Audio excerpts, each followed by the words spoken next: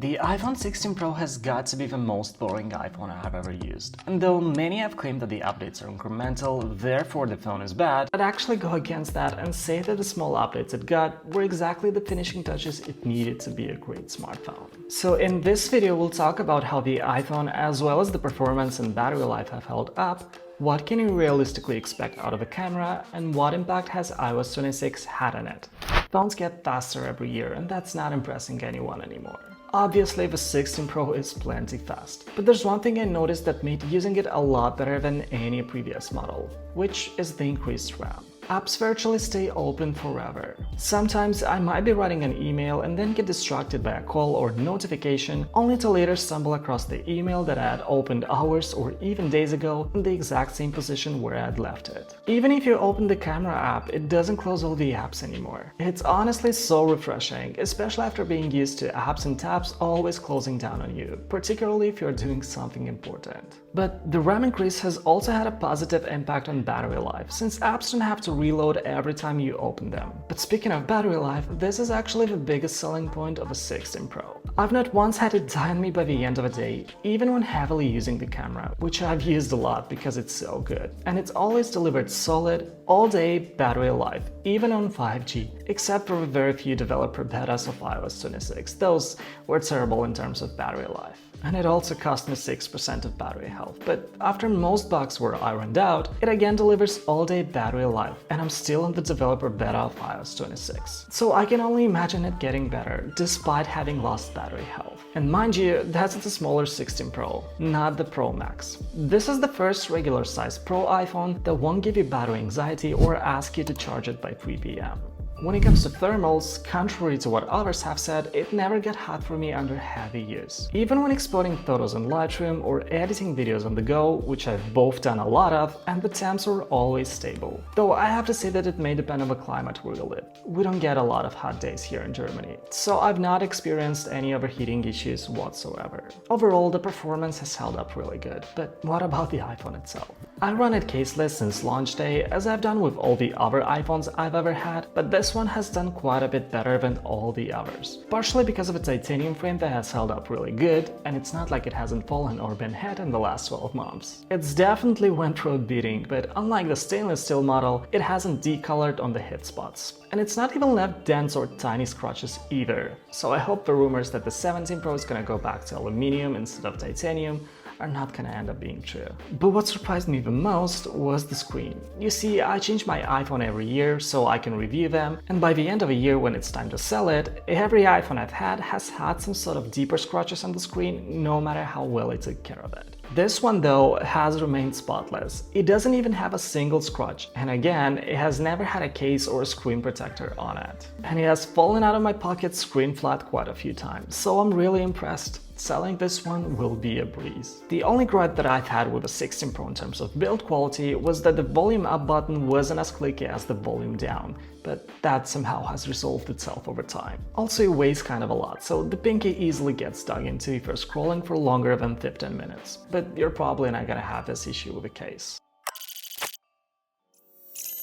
When it comes to the camera, it's hands down the best camera out of any smartphone. Like, it just is. There's no arguing about it. The pictures that come out of this thing, especially when you shoot in Pro RAW, are just stunning. I get excited to use this camera, so much so that I often leave my Sony camera at home, unless it's like something I'm paid to shoot. The 5x telephoto lens has enabled it to take pictures that can straight up rival professional cameras, especially when it comes down to portrait shots. Its only downside is that it's the only camera that is still 12 megapixels. But nevertheless, the pictures that come out of it are truly impressive, and if you want to print them out, they're gonna look just fine. The main lens is even better. It has given me clear shots even in low light, and because it has got quite big over the years, it now has natural shallow depth of field, which just makes the pictures look like they were taken on a mirrorless camera. So you don't even need to use portrait mode. Even the ultra-wide lens, which I'm not a fan of, gives impressive results for a smartphone.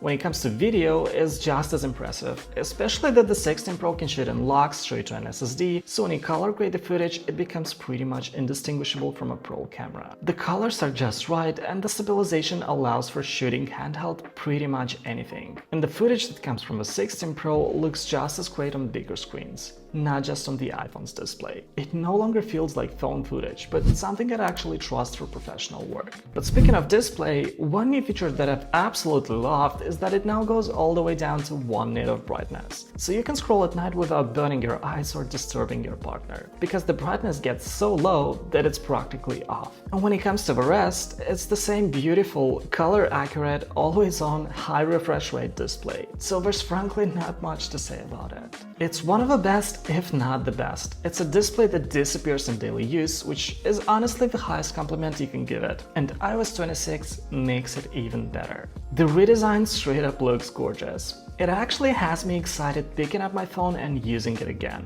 It also gives you more real estate because everything is unifying when you don't need it and expands only when you do. Also, everything is easily customizable. Like for example, making a unified look for your icons or changing up the lock screen exactly how you like it. And when it comes to battery life, iOS 26 introduces lots of new features, like showing you how long it will take to fully charge, for example. Then there's adaptive battery power mod, so your iPhone learns your daily use and charge patterns and then adapts to them by stopping background refresh for apps that you've exceeded your usual daily use. Basically, it makes sure that it will last you throughout the day and you'll have some battery left before your usual charging time. All in all, iOS 26 has got lots of new features, and when it comes to performance, everything is running just as smooth as it did on iOS 18. Battery life remains just as good, especially with the new adaptive power mod, and same goes for overheating problems, which I've not experienced any since the latest betas. So when it comes out publicly in September, it's gonna be just as reliable, if not better than iOS 18. And on the 16 Pro, it runs really good. Over the last year, the 16 Pro has probably been the most excited piece of tech I've used on a daily basis. Despite many having claimed that it's an incremental update, which, make no mistake, it is, but I think the update hit all the problem spots at once, therefore making it a really great smartphone, and not just an incremental update in the sense of it not being noteworthy.